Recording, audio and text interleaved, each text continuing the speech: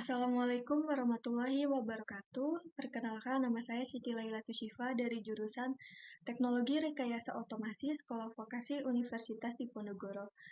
Pada video kali ini, saya akan menjelaskan tentang implementasi dan analisa PWM atau Pulse Width Modulation. Oke, langsung saja kita mulai. Yang pertama ada datasheet Arduino Mega. Nah, di sini untuk tampilan hardware-nya. Kemudian di sini ada konfigurasi pin input dan output-nya. Untuk pin-nya yaitu ada pin A0, pin analog input-nya ada pin A0 sampai dengan A15. Kemudian untuk ada juga pin digital, yaitu pin digital GPIO, input dan output. Ada di pin D13 sampai dengan D21. Untuk sumbernya bisa 3 volt sampai dengan 5 volt. Mohon maaf, untuk 3 sampai 5 volt tadi itu adalah tegangan kerjanya, sedangkan untuk tegangan inputnya bisa 7 sampai dengan 12 volt. Oke, kemudian untuk pin PWM-nya biasanya ditandain dengan simbol min, tapi lebih sinusoidal, jadi seperti ini. Nah, lanjut. Ini ada datasheet-nya, input, output, kemudian digital input, output yang digital maupun yang analog. Selanjutnya ada GND atau power, dari reset, dan lain sebagainya. Lanjut, ini adalah datasheet dari ESP32S2 Mini. Untuk pin-pinnya ada di sini. Ada pin, seperti biasa ada pin input, ada pin output. Nah, untuk pin-pinnya ini ada input output yang sebelah sini. Ada di pin I01 sampai dengan pin I21. Tergantung kita akan menggunakannya untuk apa. Ini untuk pin-pinnya. Kemudian ada GND juga untuk powernya, juga ada di sini ya. Kemudian lanjut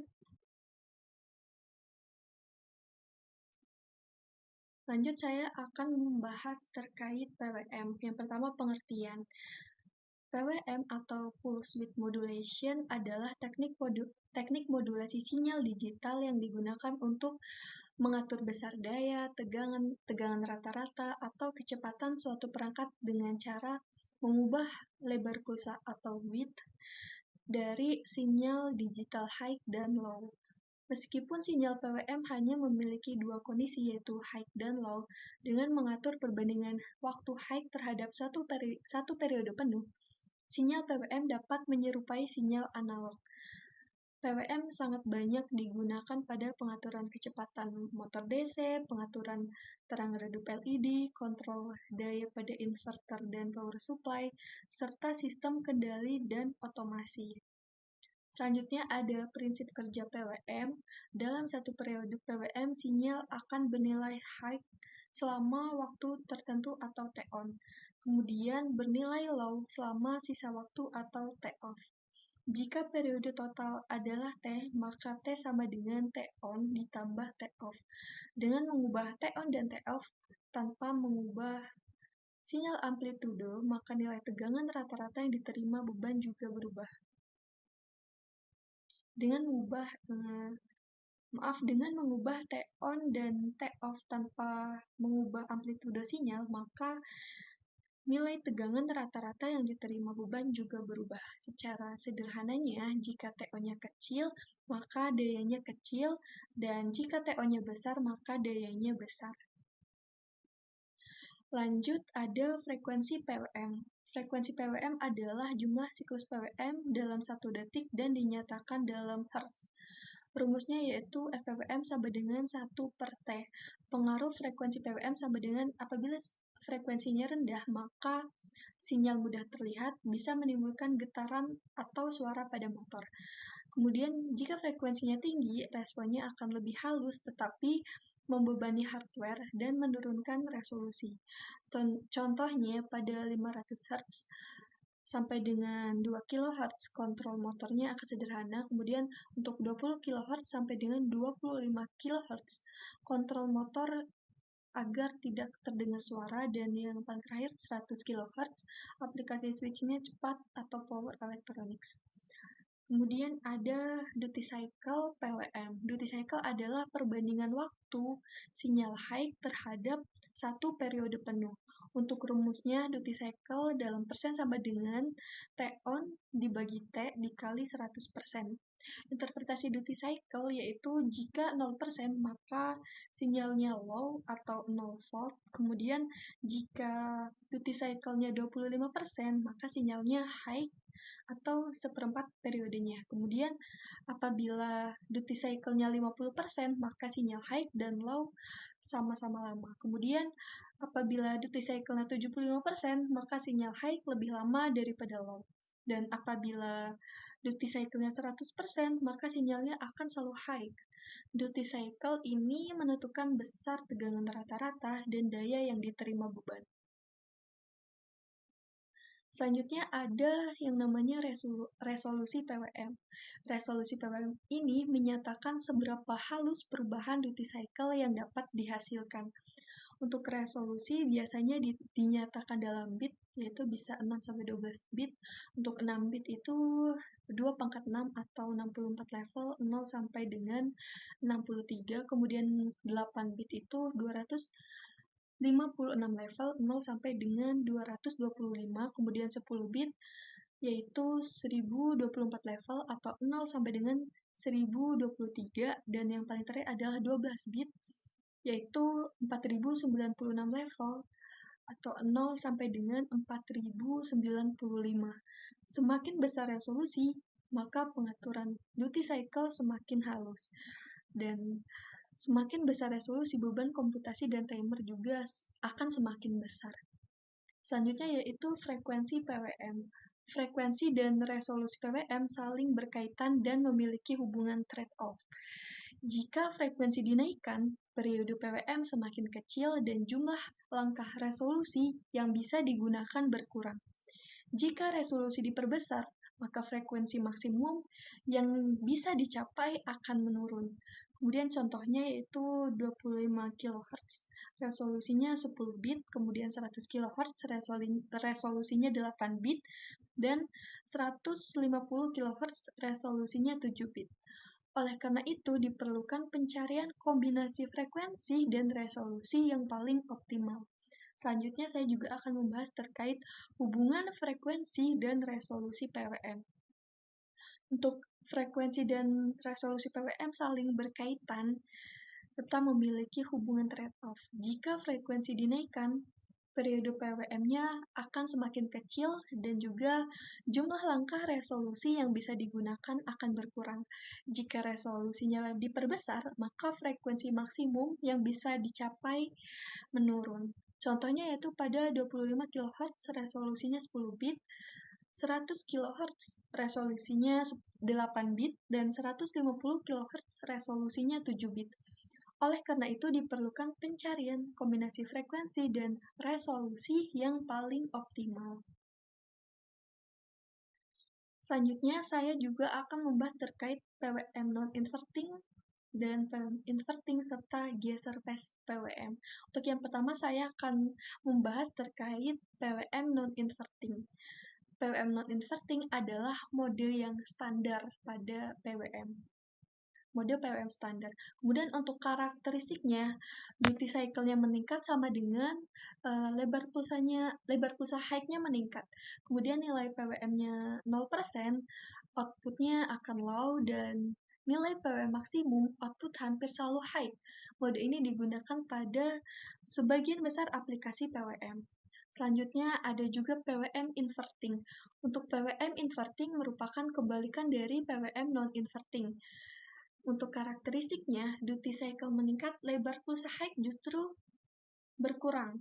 Selanjutnya nilai PWM 0%, outputnya high, dan nilai PWM maksimum, outputnya low. PWM inverting sering digunakan pada rangkaian tertentu seperti half brake, atau half bridge, atau drive motor. Selanjutnya ada juga geser phase PWM. Untuk geser phase PWM ini adalah perbedaan waktu mulai sinyal high antara dua sinyal PWM. Phase dinyatakan dalam derajat. Apabila 0 derajat, maka sinyalnya akan sejajar. Apabila 120 derajat, sinyalnya akan berlawanan. Dan geser pas 180 derajat,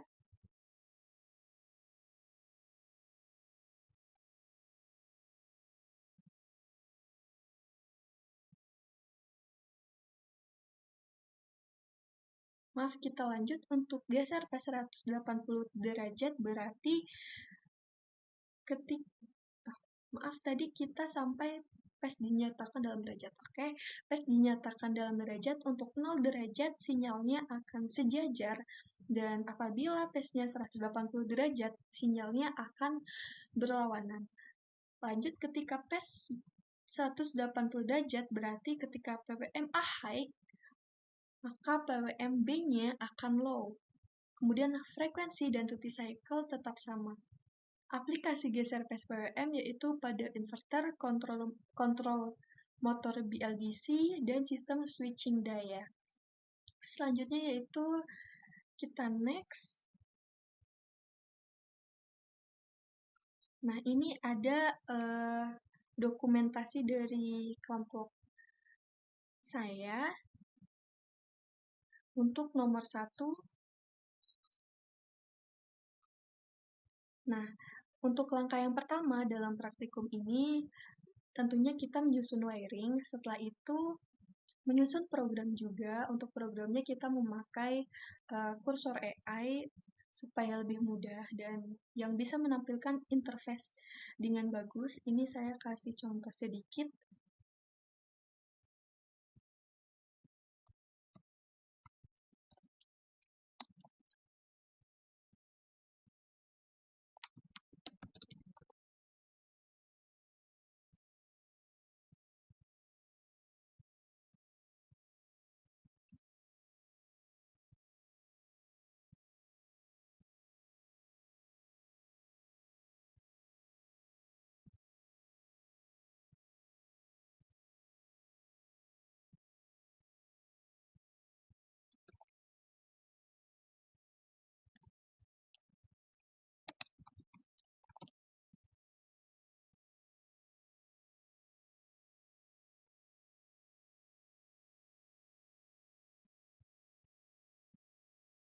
Interface yang berisi pengaturan frekuensi, duty cycle,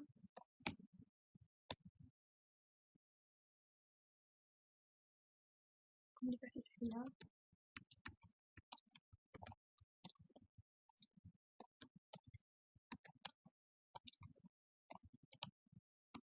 misalnya saya juga akan meminta seperti pada percobaan sebelumnya, saya akan meminta dengan nuansa warna hitam, pink, dan ungu atau purple. Oke, kita enter. Nah, setelah di enter, maka nanti kita tinggal tunggu saja programnya. Dan untuk program ini biasanya memang lumayan lama, tapi tidak apa-apa, kita tunggu saja sambil kita melihat. Untuk percobaan pertama ini adalah contoh interface yang sudah dibuat. Oke, untuk yang video ini bisa menampilkan interface di mana ada frekuensi dan duty cycle-nya. Nah, frekuensi dan duty cycle ini dapat mempengaruhi grafik keluaran di osiloskopnya.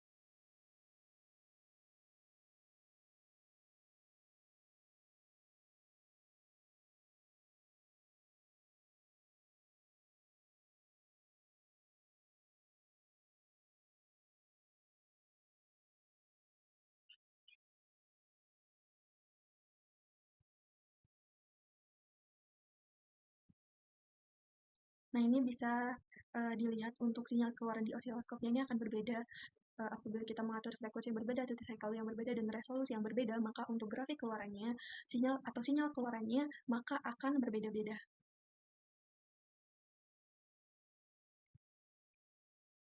Untuk percobaan yang pertama ini, kita menggunakan Arduino. Nah, coba kita lihat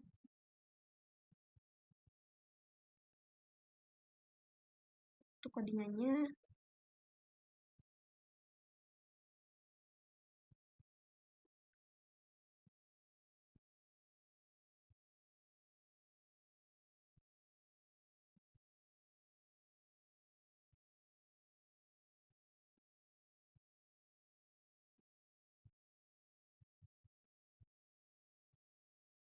Nah, ini apabila di run, tampilannya akan seperti ini.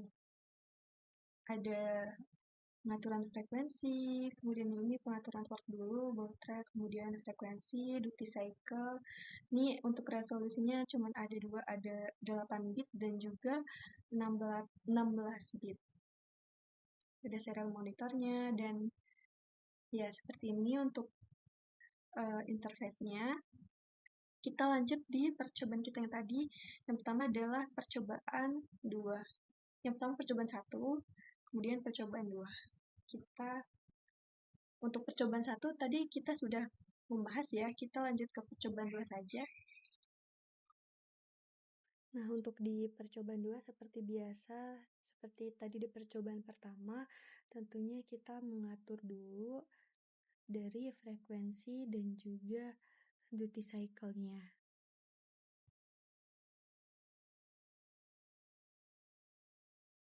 Dan di percobaan 2 ini ada pengaturan PWM.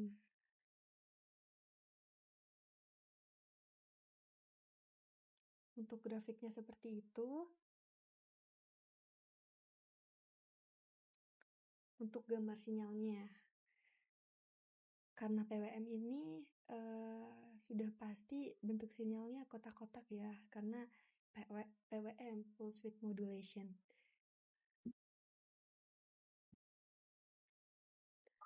Nah, apabila dari pengaturannya dirubah, maka untuk sinyalnya juga akan ikut berubah.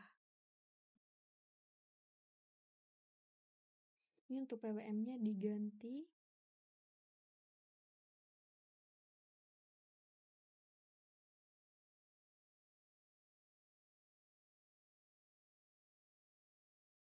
Dan sinyalnya juga akan berbeda. Untuk panjangnya akan berbeda.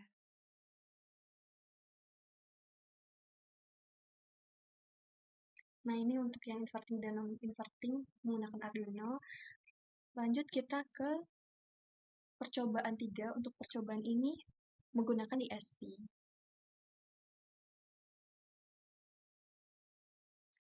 Nah, sama seperti percobaan sebelum-sebelumnya, pengaturan parameter ini dapat merubah sinyal keluarannya. Apabila nilainya diganti, pengaturannya diganti, maka gambaran dari sinyalnya juga akan ikutan berubah.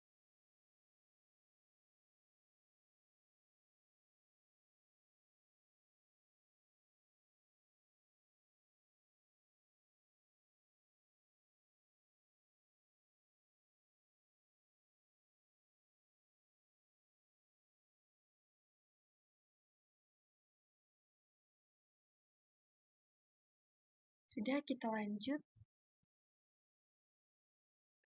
Nah, untuk percobaan yang keempat juga sama seperti percobaan sebelum-sebelumnya, yaitu kita mengatur frekuensi, duty cycle, dan juga resolusi. Nah, untuk setiap pengaturan atau setiap frekuensi yang berbeda, duty cycle yang berbeda, dan resolusi yang berbeda, maka sama seperti percobaan sebelumnya, untuk sinyal keluarannya di osiloskop juga akan sama-sama berbeda. Ini apabila kita atur lagi, sinyalnya akan berbeda seperti sebelumnya. Apabila diatur lagi pun, maka keluaran sinyalnya juga akan berubah juga.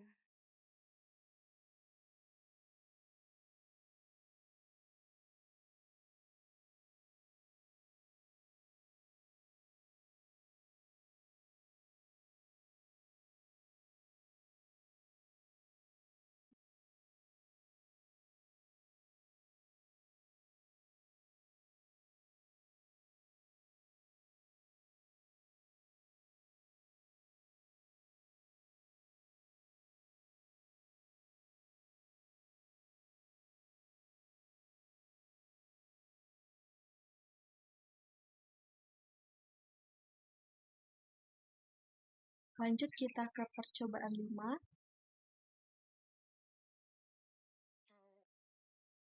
Nah, sama seperti percobaan-percobaan sebelumnya, di percobaan 5 juga untuk nilai frekuensi yang berbeda, nilai duty cycle yang berbeda, maka sinyal keluarannya juga akan berbeda.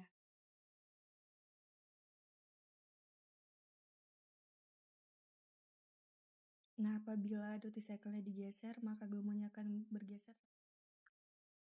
Lanjut kita ke percobaan 6.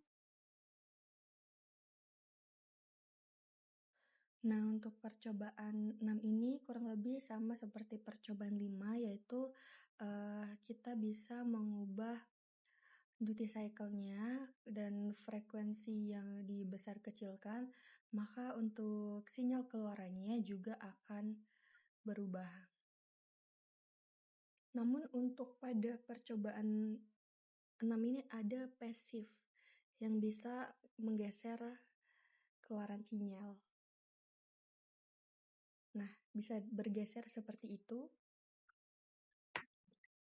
Nah, dari percobaan 1 sampai dengan percobaan 6, saya dapat simpulkan apabila frekuensinya dirubah, kemudian duty cycle-nya dirubah, digeser-geser, dan terakhir juga resolusinya dirubah, maka nilai grafik atau nilai sinyal keluarannya pada osiloskop ini akan berubah.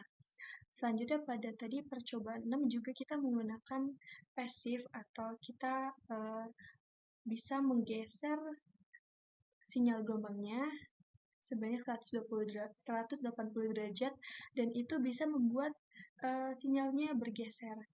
Nah, demikian yang dapat saya sampaikan. Saya mohon maaf dari penyampaian saya pastinya banyak kekurangan. Saya mohon maaf sekali. Sekian dari saya. Wassalamualaikum warahmatullahi wabarakatuh.